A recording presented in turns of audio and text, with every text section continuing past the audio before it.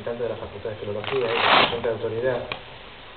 Y como estamos en unos encuentros de carácter científico sobre la lengua y la literatura asturiana, pues en este saludo inicial quisiera también trasladaros un poco lo que casi siempre hay que hablar cuando se reúne la gente con este tipo de temática, que es la situación del asturiano ahora mismo en nuestra facultad, en las enseñanzas universitarias.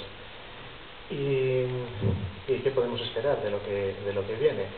Yo creo que lo que podemos decir del asturiano ahora mismo en la universidad es, el comentario que podría hacer es más o menos el que se podría hacer en las 27 ediciones anteriores.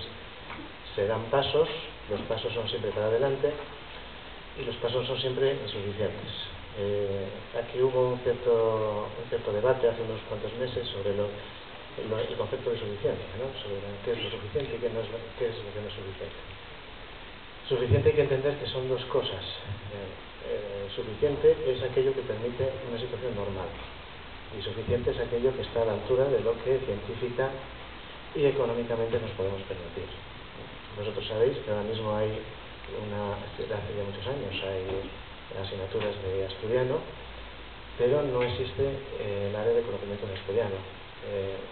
Sabéis que hay unos cursos que capacitan como especialista y como experto en la lengua asturiana, pero que no son enseñanza reglada, lo cual quiere decir que las personas que lo obtienen tienen una serie de déficits de reconocimiento. Este es el tipo de cosas que digo que no es normal y lo suficiente es lo que hace que las cosas sean normales. El próximo curso, con la entrada de los llamados planes de Bolonia, será la primera vez que el asturiano tenga una presencia estructurada en la enseñanza reglada.